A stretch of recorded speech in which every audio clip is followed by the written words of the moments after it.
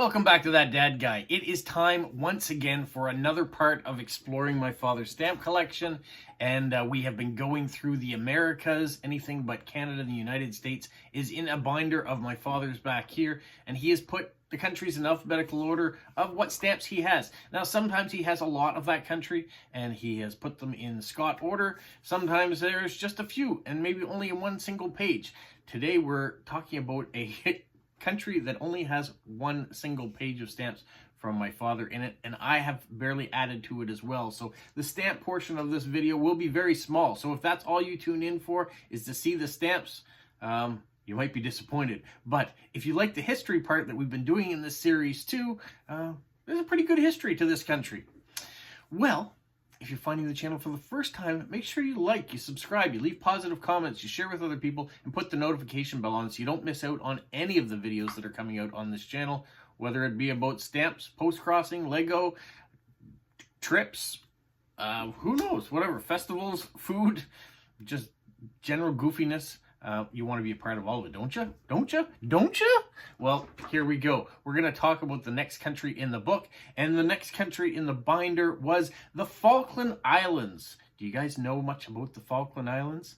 I know when I was younger, in around 1982, we'll get to that in the history, my brother used to wear a button on his jean jacket, kind of was like a punk jacket that had all sorts of patches and symbols on it, and he was very pro-UK, and he had a button that said, "Falk off Argentina." Why did he have that? Well, let's get back into some history first, and we'll get to that button in the future. All right, so right now, the capital of the Falkland Islands is Stanley. The language they speak is English, and the motto is "Desire the Right." It is located off of Argentina. It's an archipelago down there in the sub-Atlantic. And its history starts with, there were some Fuegians from Patagonia, and not Patagonia, the Canadian clothing company, but Patagonia, the region there in the bottom of by Chile and Argentina, that may have visited the islands, but there was no inhabitants when the Europeans first showed up. So when did they show up? Well, they showed up in 1690. England's John Strong, going from Peru to Chile, first discovered the islands. At least they think that's the islands he discovered. It's not 100% accurate where they were. But the first settlement came in 1764. It's Port Louis, who is on the East Falkland Island. You'll notice the two major islands in the Falkland Islands, the East and the West, and then there's a whole bunch of smaller islands around it. But the French Louis-Antoine de Bougainville put the first settlement there, first French settlement on East Falkland Islands. 1 year later, though, just a little ways away, just past the West Falkland Islands, in 1765, Port Egmont was founded on the Saunders Island. It was the fourth largest island in Falkland Islands, and by the English captain John Byron. 1766, France surrenders its claim on the Falklands to Spain. So they were only there for 2 years, and then they gave up what they had to Spain, and Spain renamed Port Louis to Puerto Soledad. 1770, Spain went for a little trip, and they noticed, hey, there's another settlement here, and they detected and captured Port Egmont. 1 year later, though, in order to avoid war, they returned Port Egmont back to Britain. 1774, Britain decided to leave the island, but in arrogance, they left a little plaque that said, "Falkland Islands for King George III." So even though there wasn't anybody there anymore, they said, this is ours, we're just going to leave this here. Hope nobody else comes and tries to take it, because it belongs to King George III. Spain's viceroyalty of the Rio de la Plata made Puerto Soledad a penal colony, and the West Falklands remained abandoned. So during Spain's dealing with the Napoleonic Wars, Britain decided they're going to take advantage, and they're going to invade the Rio de la Plata. And in 1806, the Spanish governor left the archipelago where Falkland Islands is, and in 1811, they abandoned the garrison that was there either. The only people that stayed were ranchers and some fishermen, and they stayed of their own accord to continue work there. In 1820, Colonel David Jewett, an American privateer working for the United Provinces of the Rio de la Plata, informed the capital of Buenos Aires that there was a Spanish claim in the territories in the South Atlantic. So in 1823, they granted German-born merchant Louis Vernet a fishing and cattle-raising activities on the Falkland Islands. And in 1826, he settled in the ruins of Puerto Soledad. In 1829, Buenos Aires named Vernet military and civil commander of the island, and he attempted to stop foreign whalers and sealers in his area. 1831, we're going through this. The American warship USS Lexington declared that the island's government was not valid, so they wanted to do fishing and whaling and sealing in the area. And they said, yeah, we don't care what Vernet says. The U.S. government says that we can be down here and we're going to stay down here. In 1832, Buenos Aires started a garrison there to gain control, but within a month, all the troops that were at the garrison mutinied, so they didn't want to be there.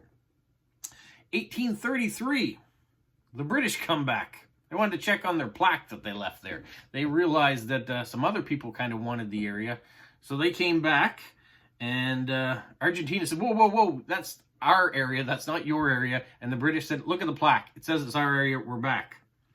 1840, it became a crown colony, and they started bringing in Scottish settlers who established a pastoral community.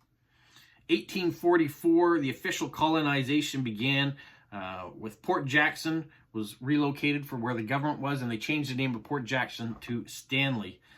In 1845, it had its first government established. The Falkland Islands got a reputation for ship repairs, for emergency ships that were rounding Cape Horn, and they also got into the wrecking trade, which means they were buying and selling of shipwrecks and their cargo. 1851, wool farming began, so that was a big export for them back to the UK. 1881, Falkland Islands became financially independent from Britain, so they were doing well enough then that they didn't need any more financial aid. They still need military aid, but not financial aid. In 1914, though, they opened the Panama Canal, which basically cut off needing to go all the way around South America, and so repairing ships, and we switched from sail ships to steamships. It just wasn't a trade anymore. There wasn't the wrecks that they had as before, so they really were dependent on wool. But in 1914, we were also in the First World War. Falkland Islands played pivotal roles within the First and Second World War, stopping German boats going through, and in the Second World War, stopping Japanese boats from going through. They established a military base there to really secure the South Atlantic. In the 1960s, Argentina once again raised the debate on wanting the archipelago, that it was just off their coast, it belonged to them, it was far away from Britain, it didn't belong to them anymore. The UN General Assembly passed Resolution 2065 calling for both nations to work out a deal for the peaceful transfer. In 1971, an agreement was reached to cede the lands back to Argentina if the locals agreed. So in 1972, Argentina put in a temporary airfield in Stanley, but local dissidents started to revolt. They had a proclamation. They wanted to be part of Britain. They didn't want to be part of Argentina. Tensions started to grow. In the late 1970s, Prime Minister Margaret Thatcher, the Iron Lady, was kind of having budget problems, and they kind of really wanted to stop going down to South America to protect it. But her hand got forced when in April of 1982, Argentina invaded the British colonies down there. And so she was forced to react with that button, Falk Off Argentina, that my brother used to wear on his vest, was UK's response. They went down in force, took back everything that was taken from them. In June of 1982, the war was over, and they built up more military bases there, and they tried to put a solid claim on it now. There were a lot of mines, though, left over from that war, and after about a couple of years of trying to clean some of them up, they were having way too many casualties that they decided to stop. And it wasn't until the Ottawa Treaty, which bright in my mind what happened. In 1997, they had the Ottawa Treaty, which 164 countries signed off on to get rid of landmines all around the world. And so Britain went back in to clean up, and in October of 2020, all the landmines have been cleaned up from the Falkland Islands. 2010s, the oil exploration began in the south. Also had ecotourism and jumping off points to go to Antarctica. And sheep trade is still a thing down there. So that is your snapshot of what the Falkland Islands is all about. These two big islands with a whole bunch of little islands in the archipelago, and the back and forthness of who wanted it, and it's still ongoing. That one day maybe it will be part of Argentina, but to this day it's still part of Great Britain as a colony. That brings us to stamps. We've made it this far. You know the history. Now let's look at a couple stamps, and I mean a couple. This is definitely a nation that I'm going to have to start getting a few more stamps from. We're looking right now at the stamps that my father had collected. And I kind of thought he had a few more than this. You can see the sheep and how important they are. Wildlife there with Queen Elizabeth II. Shipping, we know all about that now in the war. Well, that's all he had. So I've added in these ones. 25th wedding anniversary stamps. Silver Jubilee. We had a bit of a series on that. This one is a duplicate because my father already had it. Same with this one. And then we did a video in the past on all these sets, all the countries that put out very similar stamps to this. So I did have 3 of those from the Falkland Islands as well. Very much a country I'm going to need to add more stamps in for. I can't just leave it at having those few in a country like that. And I know there's been some beautiful stamps in there. I've watched other people who have collected Falkland Island stamps too.